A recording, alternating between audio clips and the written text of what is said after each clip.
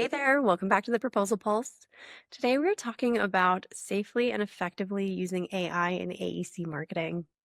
One of the most important things to remember is that AI is only as powerful as the prompts that you give it. So in a previous webinar, I shared how to do just that with cover letters specifically. So you can use these tips as you craft your next proposal. I treat all of my tools as like graduate assistants. They want to help me, desperately, desperately want to do a good job. But if I don't give them the correct instructions or the context that they need to do a good job, then they're going to deliver a lot of nonsense, a lot of fluff, right? So we need to give them good prompts that are clear and concise and structured and guide them towards the outcome that we want, right? What I see a lot of is people doing ineffective prompts that aren't very specific. They don't really have details about tone or audience or purpose. They don't have any context. And what they get back is that fluffy AI speak that's maybe off target or it's super generic. And then they're like, oh, these tools are garbage. Well, the tools are just tools, right? We have to use them effectively. So we have to prompt them effectively. We have to write prompts that have a specific focus, that have detailed steps and guidance on how to do what we need them to do. They should have considerations of tone and audience, and they should have the context that our little assistant needs to do a good job, right?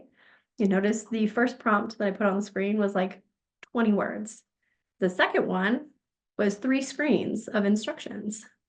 And so to really take this home, I'm going to walk you through how I use ChatGPT, because I use ChatGPT for everything, um, to write a cover letter. So let me figure out how to share my screen.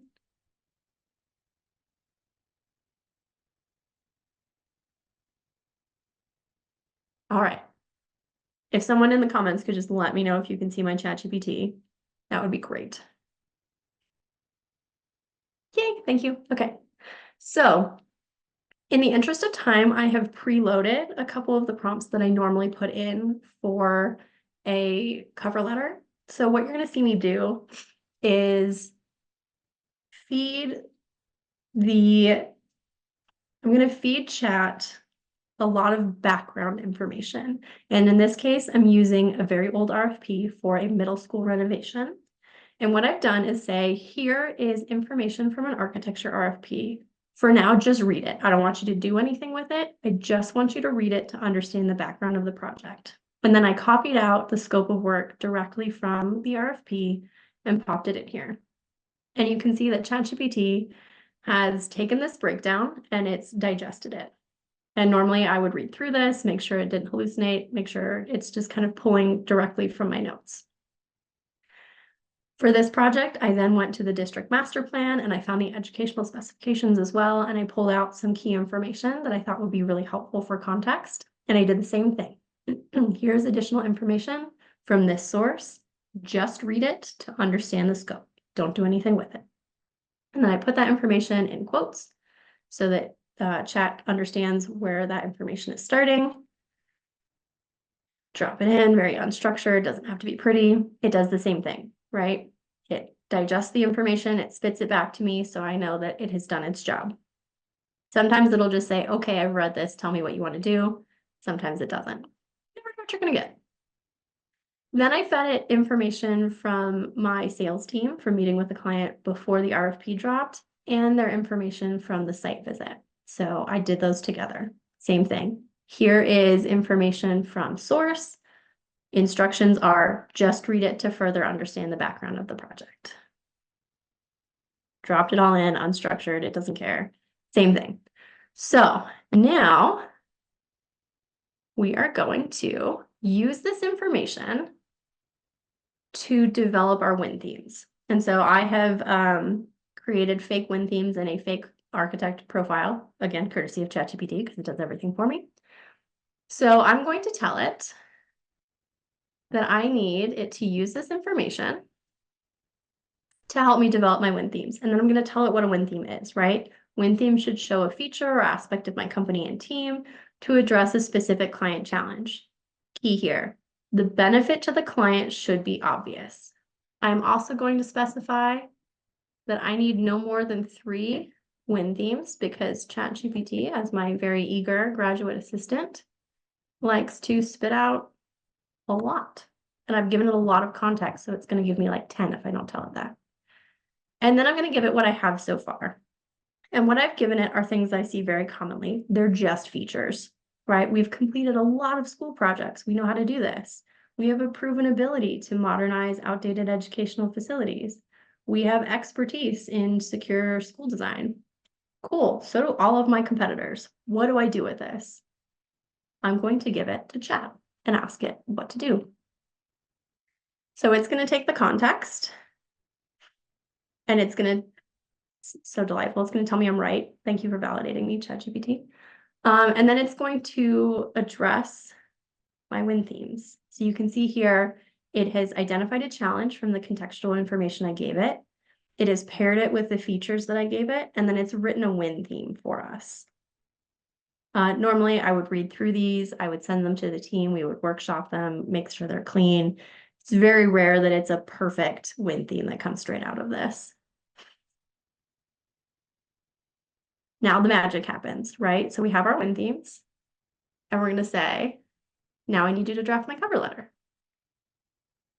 Ta-da! But we don't want it to just write a cover letter, right? Because we're going to get that like pleased to present, honored to show you our qualifications nonsense, and we don't want that. So I tell ChatGPT I want a very specific opening. I want my proposal cover letter to start with a hook. And for me, a hook demonstrates understanding of the client or the project by addressing a specific challenge or opportunity or unique knowledge of the client or project. And I'm not just going to leave it there. I'm going to give it an example because again, grad student, got to see it, and then they'll emulate it. So I pulled this from a past proposal, kind of vagued it out, right?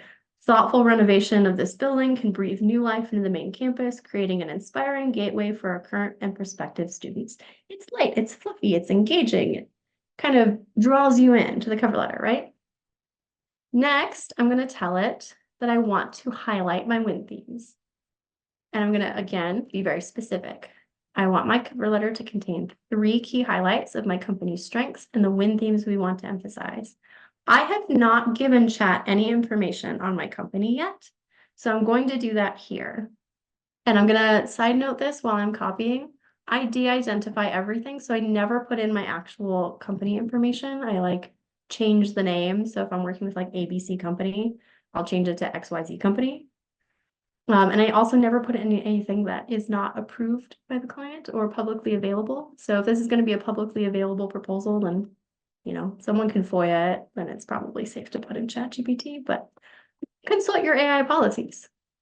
So I have just copied in the fake architect that ChatGPT gave me, which is Pinnacle Design Group. I apologize if there is an actual Pinnacle Design Group in the chat. And then I also created these fake projects, right? And then finally, I'm going to close out with 3 more instructions. And those instructions are, don't begin my cover letter with "we are pleased to present our qualifications" or any similar variation. Do not use words like pleased or honored. Some of my clients also have issues with words like commit, guarantee, ensure, assure. So I would add those here as well. And then I tell it that I want a professional but engaging tone. And that's usually a nice balance between keeping it professional, but still being narratively interesting. And we're going to see what it does.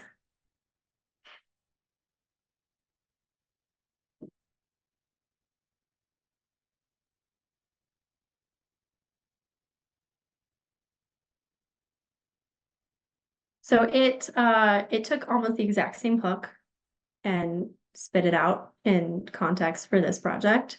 And then it used those 3 win themes that we created for my 3 key points. And then closed with kind of this nice, inspiring, and this is an opportunity to shape environments where students and educators can thrive. So I, again, would not take this and copy it straight into my proposal. I would then go wordsmith it, kind of manipulate it. If I don't like this hook, I might say, hey, can we workshop this? Can you give me four more potential options for this hook type thing? So that that's how I use ChatGPT. Remember, AI is just a starting point. Your expertise is what brings it to life. Don't be afraid to experiment, tweak things, make it your own, try something new. If you found that today's tips were helpful for you, be sure to check out the other Proposal Pulse videos for more fast and practical ideas to sharpen your proposal game. See you next time.